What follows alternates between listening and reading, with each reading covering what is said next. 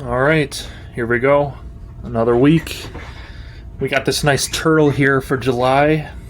I got DJ Khaled on here, getting me through this week. It's been a long one. We got a lot of content to go through. July, we finally got paid the second amount, so this is the full amount that we're going to get this month. I haven't been really getting many sales, so this number can change. I just got to work on it. Expenses so far to July, so we're on the 15th today, so we're only at a thousand. If we can keep that lower and work on the credit card debt, that'd be great. I'm a little bit cut off on it, but I'm unstaking my Ethereum. I'm putting my ego aside so that I can tackle the debt, and then I can rebuild a position back into crypto. I'm going to do the same thing with my stocks, which is a great reminder to do that for next week.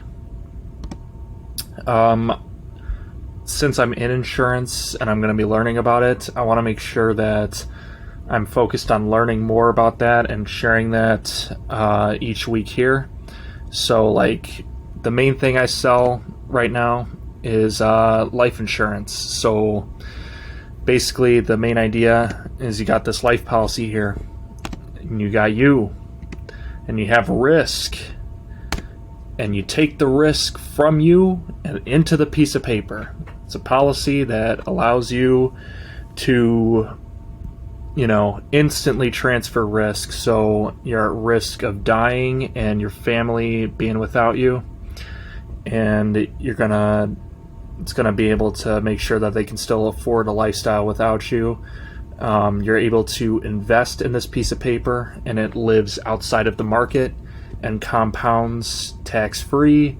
It allows you to take loans against it like any regular asset.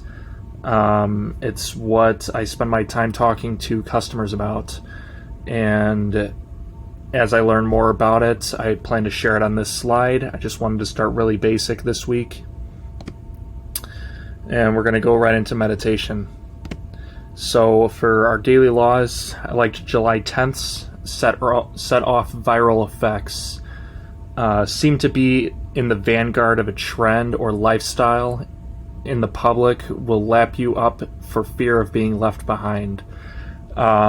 Basically just trying to, when you're selling stuff, trying to talk to people, try to make it seem like it's something that's happening that they're going to miss out on if they're not doing it. Like, everybody has life insurance. Why don't you?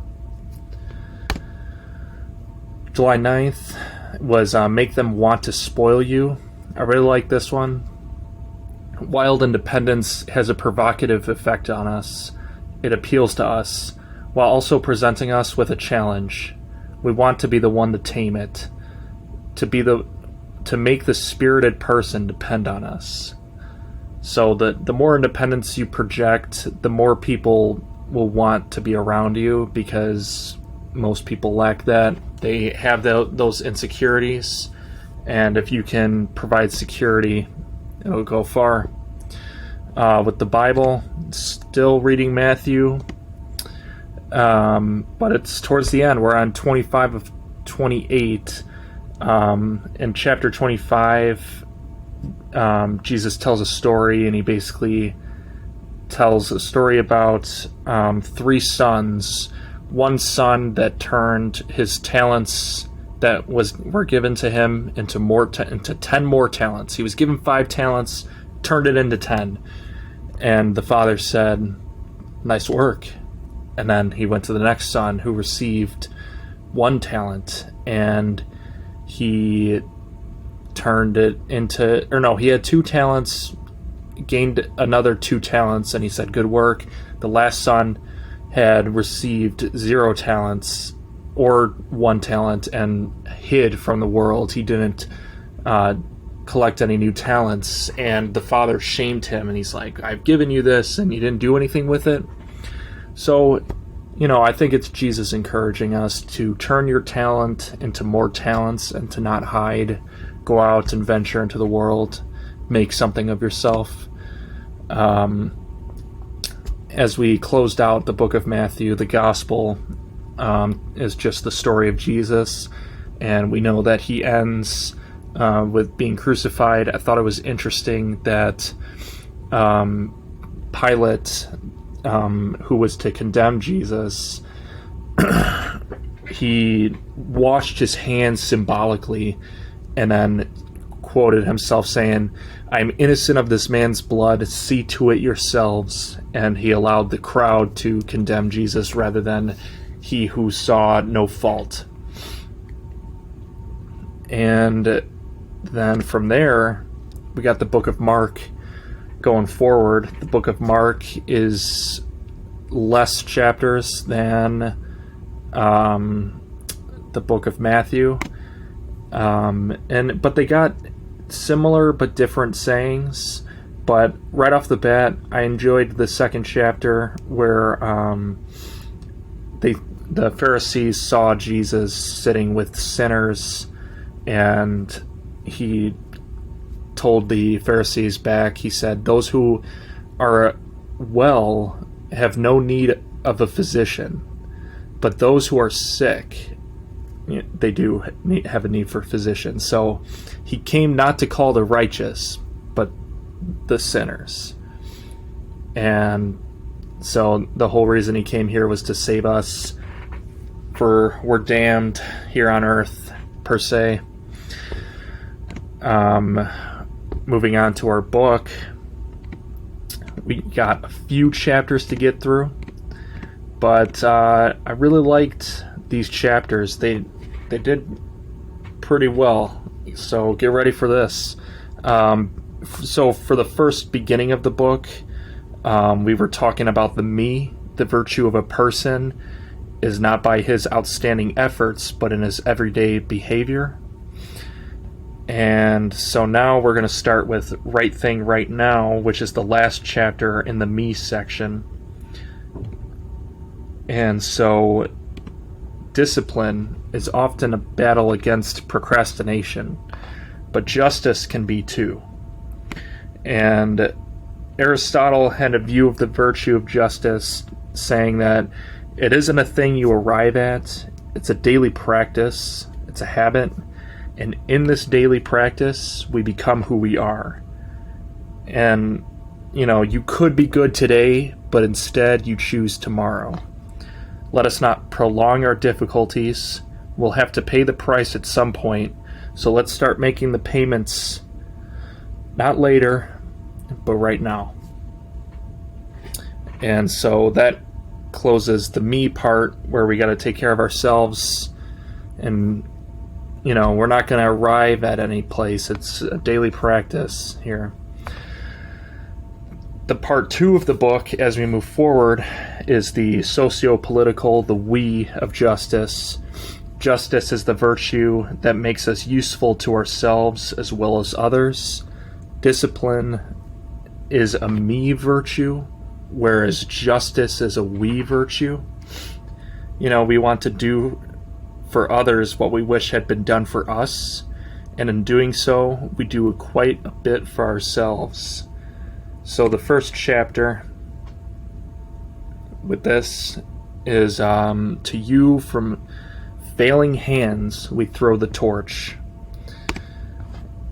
And so he basically talks about Thomas Clarkson publishing papers to abolish slavery, and how powerful interests that benefited from American slavery, as with any injustice, were not inclined to simply allow people to legislate their profits away. And it is the perennial problem of social movements. How do the voiceless use their voice to affect change? Because the master's tools will never dismantle the master's house. And slavery was a product of capitalism, and capitalism would be used to destroy it. So basically, what Clarkson did was he put a campaign out, and he said, for every pound of sugar used, we may be considered as consuming 2 ounces of human flesh. And he put that out in the papers, and people read that and instantly refused to drink the tea that was being made on slave plantations, and it started a movement. So, and the same goes with women's suffrage and rights. We'll talk about it later in a different chapter coming up, but there was a man who wrote in a legislative bill for voting rights. He changed the wording from every man to any person, and it was a small change, which you'll see coming up, but it's part of the change where it's not about making changes today like social justice. It takes generations, and it's about passing the torch. So that's where this quote comes in, that justice is a kind of endless passing of torches, an unfinished march that started long ago, that each generation joins and continues in its own way. Or it doesn't. Such is the power of each and every one of us in the moment we happen to be born. We have the power to care, to help others, to learn how to create change, to be generous, to build bonds, to stand up for the little guy. But it's not a question of power. It's a question of will. Will you continue to carry the torch and move society forward?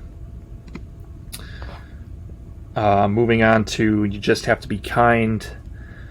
This chapter was kind of a shorter chapter, but in the end, when we survey our lives, we will think the same thing. We'll forget all the reasons. We'll forget all the causes. We'll forget what had been done to us. All we'll wish is that we had been a little nicer, a little less clever, a lot more kind, and a lot more kind. So he just says, like, it's not too late to be kinder to everybody, because in a sense they need it. And that goes into the next chapter with see how the other half lives. He talks about the rich and the poor and China manufacturing, and how the problem is that it's so easy to stay in our bubbles, to not see what we don't want to see. But the truth is, injustices are everywhere, and transparency, as we know, is not a widely practiced virtue. And we cannot fix what we won't face. We must wake up. We must seek out the experiences that will change us. We must seek out an understanding of how the world works and lives. It was not possible for decent people to continue as they always had. The knowledge demanded action. So go forth and find. So in order to practice justice is to go out and find the knowledge necessary. Because, just like the first quote, if you stay in your bubble, the rich are never going to know what it's like for the poor, and the poor are never really going to know what it's like for the rich unless you take that step. So the next chapter is You Have to Help. It talks about World War II and the American ambassador in England, and before Hitler started invading, he was telling America that, it's okay, it's not that bad. And then even as the planes were bombing England, he was like, it's too far gone, we can't get involved. And that's where Truman, I believe, says the only thing necessary for the triumph of evil is for good men to do nothing. And there is no such thing as neutrality in a world where evil exists. Because the thing about letting evil triumph is not just that it's wrong, It's usually stupid and self-defeating. Martin Niemöller's, man, I can't say that name. It's German. His poem basically is just talking about speaking up and how, first they came for the socialists, but I did not speak out because I was not a socialist. Then they came for the trade unionist, and I did not speak out because I was not a trade unionist. Then they came for the Jews, and I did not speak out because I was not a Jew. Then they came for me, and there was no one left to speak for me.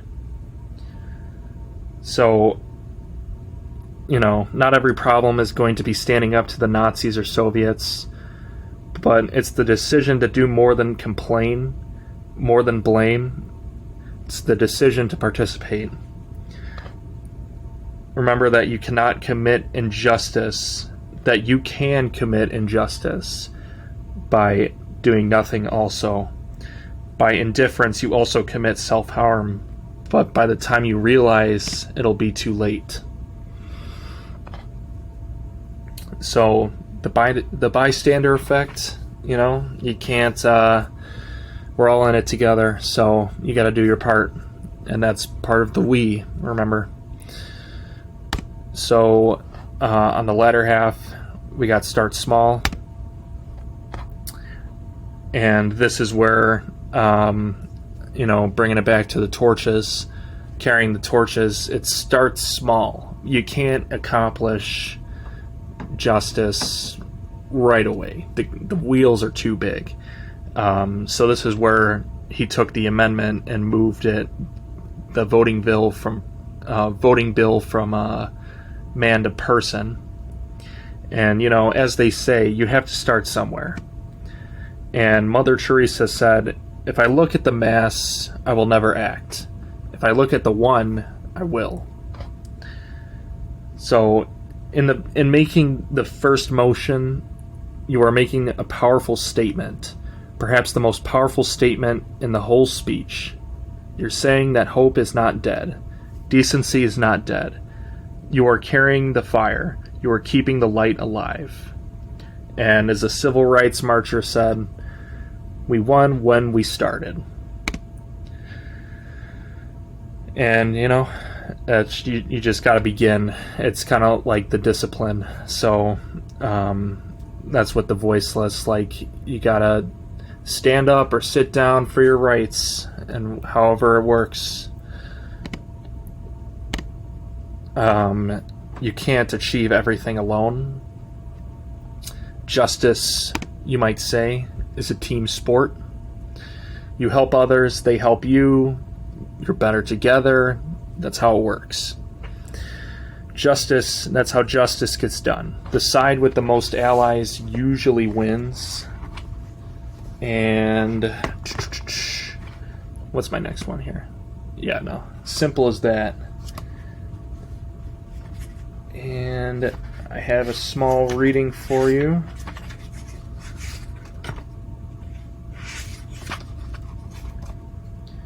If we're too pure for this, for the side with the allies, with the most allies usually wins. If we're too pure for this, for friends, for compromise, if we can't keep our word, if we prove too corrupt or selfish or independent to partner with, then someone else will fill that void. Then they'll use that power to advance their interest and not ours, for causes that are not right or just. Who does that serve? The Stoics would say that we are put here to work with other people, that the ability to collaborate and connect and compromise is in fact one of the things that makes us human. No one is saying that this won't be infuriating, that it won't require immense discipline and self-control even to be in the same room with people you'll have to work with. But that's the point. You'll be in the room, working, not outside, yelling.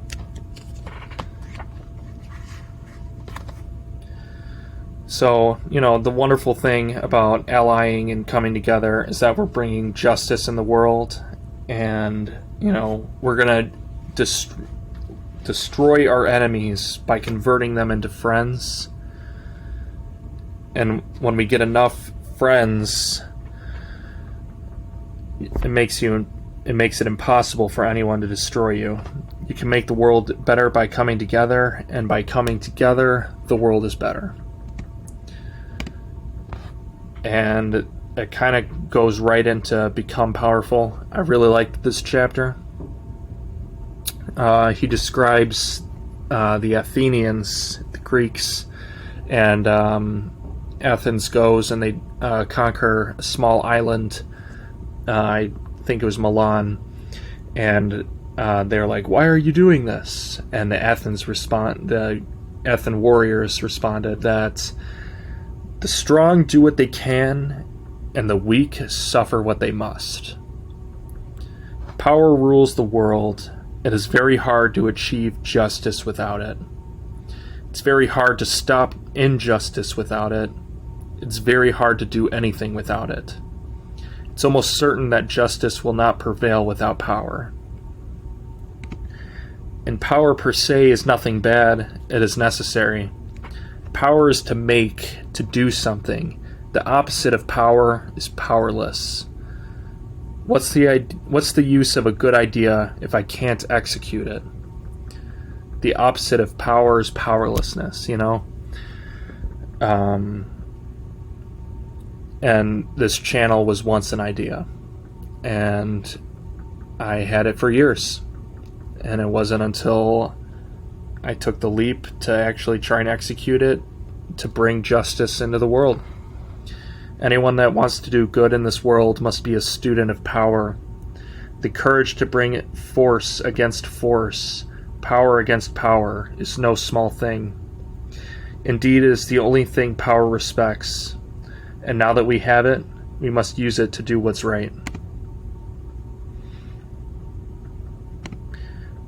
And finally, pragmatism. Practice pragmatism. So it talks about Jimmy Carter and how Jimmy Carter gave a speech that would be unpopular because he believed it was time for forgiveness and understanding for a blanket pardon for everyone who evaded serving in Vietnam. And, since he gave the speech, he didn't get a second term. And so, why did he have to tackle giving the Panama Canal back to its rightful owners or peace in the Middle East in his first term? Could he have accomplished more if he had been a little more pragmatic, a little less idealistic? Could he have played the game a little better? The reality is that people who get things done have to be both. They have to get things done correctly, but they have to be realistic. So, we're not talking about how things should be. We're talking about how things are. Pragmaticism without virtue is dangerous and hollow, and virtue without pragmaticism is ineffectual and impotent. He describes this with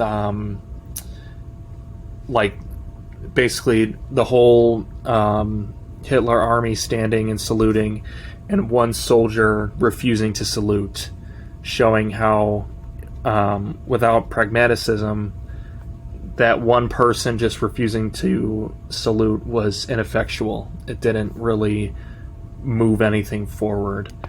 So then he talks about Machiavelli and how he understood that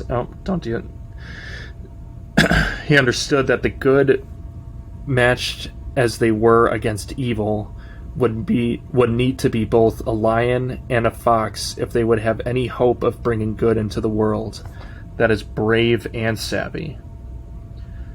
An ideologue or philosopher can be pure, but a leader has to make decisions. A leader has to take action. They must be an idealist as well as a realist, because they have things they have to protect.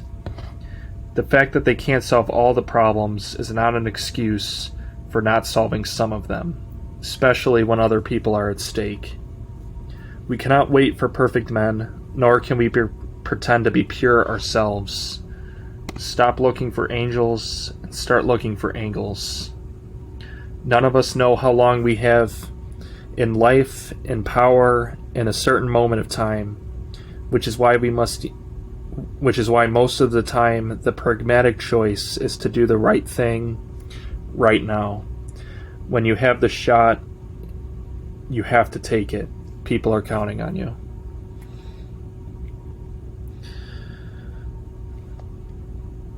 So,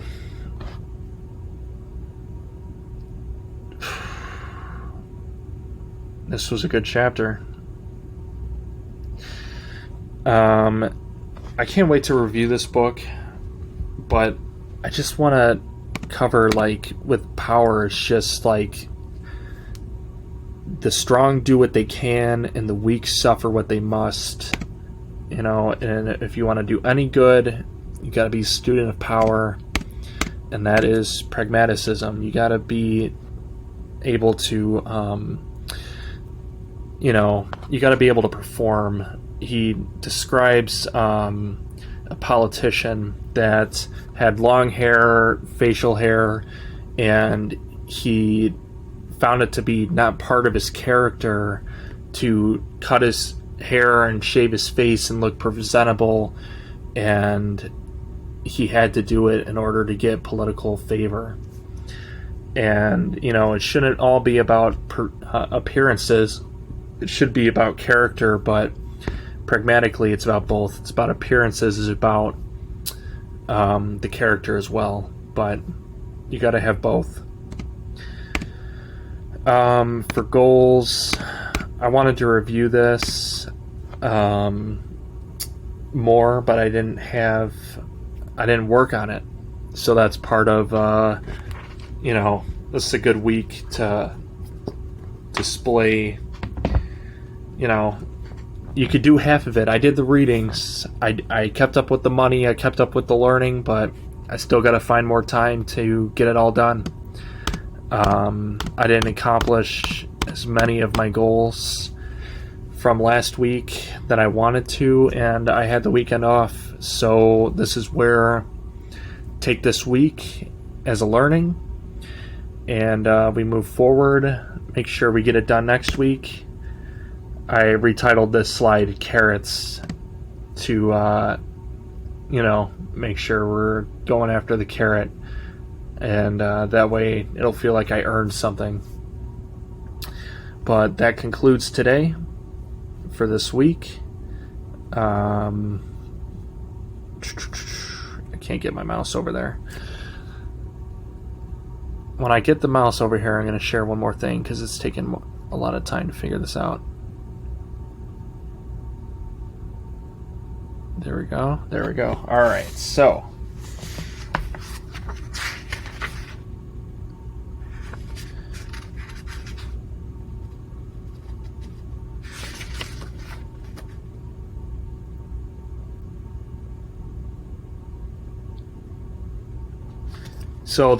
the guy was Harvey Milk, because I really liked this. So people knew Harvey Milk before and during his unsuccessful run for office in 1973. They were shocked to see him at his next campaign. He had cut off his long hair to appear more respectable. The Harvey Milk who eventually won office in 1977 was even more unrecognizable. He'd stopped smoking pot. He'd cut off his mustache and start wearing dapper business suits. That's one of the ways you get allies, by looking like someone they can do business with. You could argue that this is unfair, that appearances shouldn't matter, that people should be able to dress and behave however they want, that the only thing that should matter is a person's character and the righteousness of their cause. And guess what? In arguing this, you are proving the very real need for pragmaticism. Because we're not talking about how things should be, we're talking about how things are. That's the real condition in front of us, not a theory, not a hypothetical. As such, The way forward for Harvey Milk was quite clear. I decided that this was all too important, he explained. To have it get wrecked because of smoking a joint or being in a raid at some bathhouse. What you're doing is important. Important enough that you've got to be pragmatic about it.